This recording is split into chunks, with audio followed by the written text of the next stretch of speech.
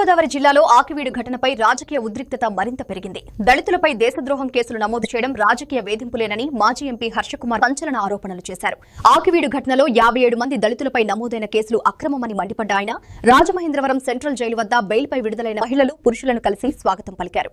Deputy speaker రాఘరామకృష్ణంరాజు రాజకీయ ప్రయోజనాల కోసమే ఈ చర్యలు జరిగాయని ఆరోపిస్తూ నిర్దోషులపై నమోదైన దేశద్రోహం కేసులను వెంటనే ఉపసంహరించాలన్నారు. ముఖ్య రాజకీయ నాయకుల మౌనం కూడా అనుమానాస్పదమని వ్యాఖ్యానించారు. ఇది ఎంత దారుణమైన సంఘటన మీకు అర్థమవుతూ ఉండాలి. ఓ పక్కన చిన్న పిల్లలు, ఒక అబ్బాయి వేళ డిగ్రీ ఎగ్జామ్ రాయాలి, ఆడోళ్ళు అందరూ 50 సంవత్సరాలు దాడేసిన ఆడోళ్ళు. వీళ్ళ మీద రాష్ట్ర ప్రభుత్వం ఏ కేసు పెట్టిందంటే అటెంప్ట్ మర్డర్.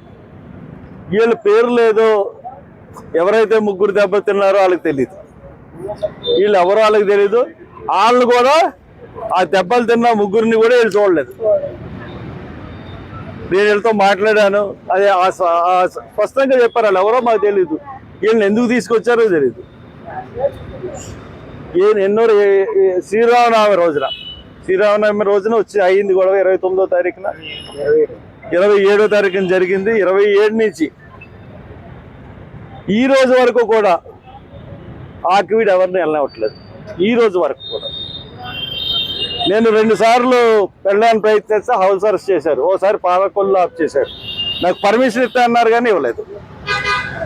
నేను వీళ్ళందరి గురించి అన్నిటికన్నా దారుణం ఏంటంటే వీళ్ళకి బెయిల్ వచ్చి 2 రోజులు అయింది. 2 రోజులు బెయిల్ అయినా కానీ సాల్వెన్సీ సర్టిఫికెట్లు ఇవ్వకుండా గ్రామాల్లో అధికారులని ప్రలోభపెట్టి అదే అధికారులకి ఆదేశాలు ఇచ్చి ఎస్పీ, కలెక్టరు, రఘురామకృష్ణరాజు ఈ ముగ్గురు కలిసి సాల్వెన్సీ సర్టిఫికెట్లు కూడా ఇవ్వకుండా వీళ్ళని అక్రమంగా 2 రోజులు బెయిల్ వచ్చినా సరే 2 రోజులు జైల్లో ఉంచారు. మనకి దండేసి వచ్చిన తర్వాత మేము పోలీసులు ఇలా అడిగారని అడిగితే మేము సార్ గారు వచ్చి మేము ఇబ్బంది ఏం పెట్టము, వచ్చి దండ వేసుకుని వెళ్ళిపోయి పర్లేదని. కాకపోతే దండ వేసుకుని వచ్చి పర్లేదు ఆయన మేము ఎందుకంటామా, బయట వాళ్ళు వచ్చి మమ్మల్ని రెచ్చగొడతాం అవి జరుగుతాయి, అలా రాకుండా వెళ్ళిపోమన్నాను. మేమే స్వాగతం చెప్తాము. ముందుసారి వచ్చినప్పుడు సాల్వ ఇవి తెచ్చాము, దండలు ఇవి తెచ్చాము. అలాగే ఇప్పుడు కూడా ఆయన వస్తానంటే మేము కూడా ఇగోనే సాల్వలు దండ తెచ్చాము, వచ్చి వెళ్ళిపోమన్నారు. వచ్చారు. వచ్చిన తర్వాత కొంతమంది మరి అవతల మరి ఎక్కడి నుంచి ఏంటో తెలీదు, దుర్భాషలు మాట్లాడేవాడికి మానవుల కాలు ఇంకా గెంటుకున్నారని.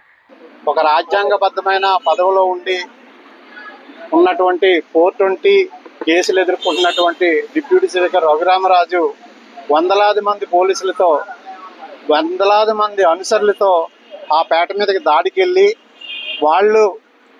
వీళ్ళు తీసుకునే సరేని ఆఫ్ చేశారనే నెపంతో వాళ్ళపై దేశద్రోహ నేరం కింద పెద్ద పెద్ద కేసులు పెట్టి వాళ్ళని 57 మందిని కేసులో ఇరికించి మరి అరెస్ట్ చేయించడం జరిగింది. దీన్ని తీవ్రంగా నిరసిస్తూ మరి ఈ దళిత బహుజన నాయకులు, లాయర్లు ఆ కేసు అక్రమ కేసు అని వాదించడంతో దేశద్రోహ నేరాన్ని పక్కన పెట్టి బెయిల్ ఇవ్వడం జరిగింది. ఏదైతే ఆకువీడి పెద్దపేటలో జరిగిన గొడవ విషయంలో ఆ గొడవ చాలా దారుణమైన సంఘటన. అది అన్యాయంగా 50 మంది మీద కేసు పెట్టడం చాలా దారుణం. ఏ గవర్నమెంట్ వచ్చినా సరే అక్కడ ఎస్సీ దళిత వర్గాలకి ఇబ్బంది పెట్టి చాలా దారుణమైన వాళ్ళ మీద అక్రమ కేసులు పెట్టి జైలు వేయడం కామన్ అయిపోతుంది. గత ప్రభుత్వంలో గోపాలపురంలో 18 మంది మీద దేశద్రోహం కేసు పెట్టారు. ఈరోజు ఆ గవర్నమెంట్ 150 సీట్లు వచ్చిన గవర్నమెంట్ ఈరోజు 11కే పరిమితమైంది.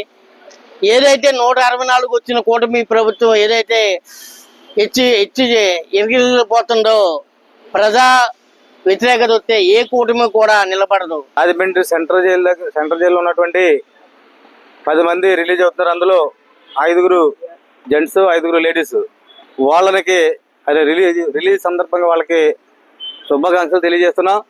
మరి ఈరోజు ఆకివీడులో ఉన్నటువంటి టౌన్లో, అలాగే ఉండి నియోజకవర్గం, ఆ నియోజకవర్గానికి ప్రాతినిధ్యం వహిస్తున్నటువంటి డిప్యూటీ స్పీకర్ రఘురామకృష్ణరాజు గారు ఆ ప్రాంతంలో ఆకివీడులో మరొక ప్రాబ్లంగా ఉన్నటువంటి ఆ స్థలం దగ్గర పోలీస్ పికెట్ ఉండగా 144 సెక్షన్ ఉండగా అక్కడ 200 మంది అనుచరులతో శ్రీరామనవమి రోజుని అక్కడ ప్లేస్కి ఎంటర్ అవడం, వందలాది మంది పోలీసులు కూడా ఆ రఘురామకృష్ణరాజుకి సపోర్ట్ చేస్తూ, అంటే ప్రాబ్లం ఉన్నటువంటి ప్లేస్లోకి ఎవరు కూడా వెళ్ళకూడదని కొన్ని నిబంధనలు ఉంటాయి.